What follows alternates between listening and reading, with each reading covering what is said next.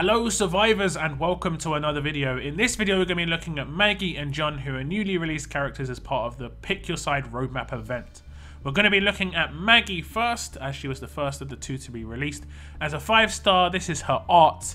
Not anything really special to speak about. As she gets to the 6-star, she gets those iconic goggles which we see on a couple of the Maggies. She gets a scarf and a nice shirt, and she's got blood all over her legs now, so she's seen some things. You know, she's been through some things. As a 5-star, she was maybe a bit green, but as a 6-star, she's definitely a veteran. So looking at the rest of Maggie's profile, we'll start off with her stats, and this is where some questions are going to be raised. She is a Generation 1 6-star being released in the Generation 2 6-star era.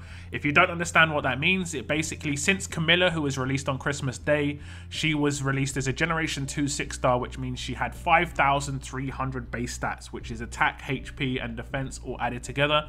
Every 6-star that was released before that had around about 4,800 total stats. Every character that's been released since has had around the same 5,300, but that also included the free-to-play character, which was Eric, so it was looking good for free-to-plays as well. Unfortunately, this character is a Generation 1 6-star, and that just needs to be changed. The same could be said for John. He's also a Generation 1 6-star.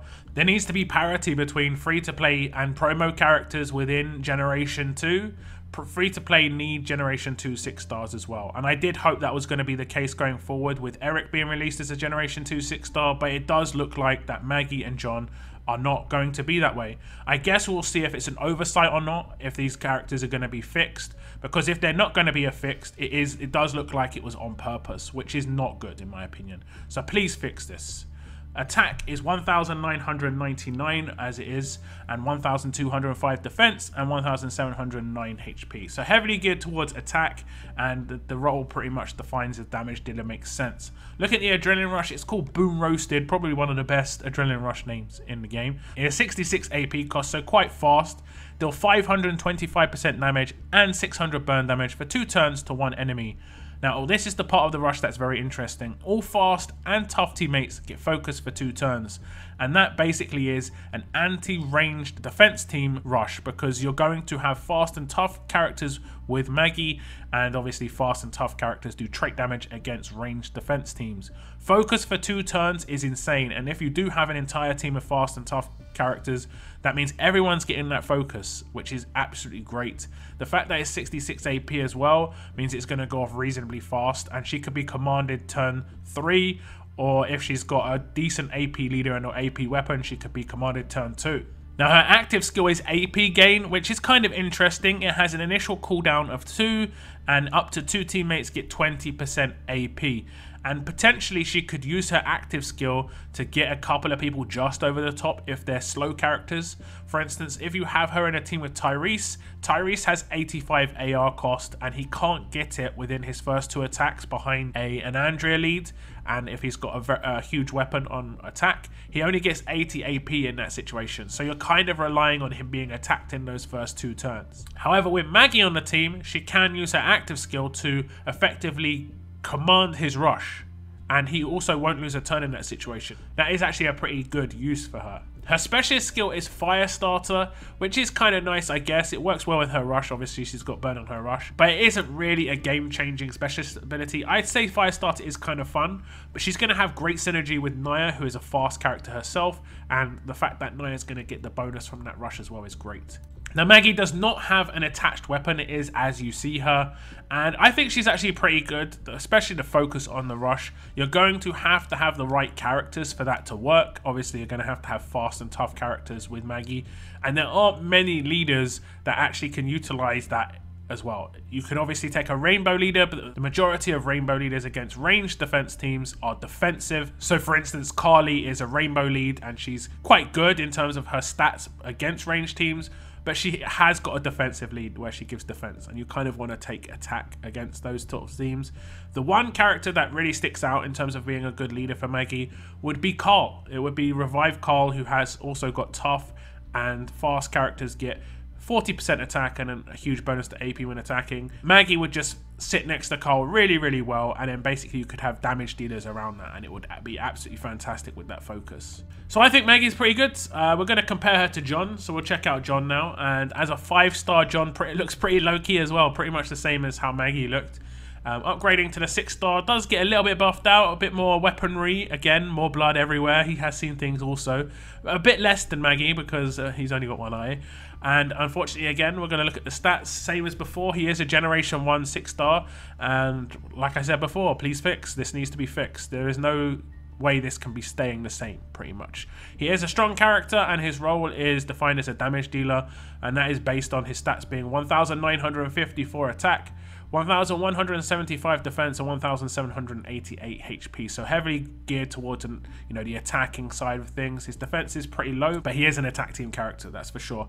Looking at his adrenaline rush, it is really slow. 85 AP cost. It is pretty slow. It's called Extensive Wounding, 85 AP cost, deals 650% damage and 100% heal reduction for 2 turns to 1 enemy. All alert and strong teammates get 50 crit for 2 turns, so he is 100% anti a melee defense team character. Alert and strong are going to do the damage against melee defense teams where they're going to do trait damage but take no trait damage. So obviously if you've got those sort of characters around him, that's great. Again, there aren't many leaders who can utilize this, but there are better attacking options if you've got one. For instance, there's Madison, there's also the newly released Alice, who is perfect for John to be in the team with. Now, the rush itself does a lot of damage. 650% to 1 enemy is really, really high. It basically means that character's going to die. And the heal reduction on top of that means that that character cannot get revived for 2 turns because 100% heal reduction blocks revives.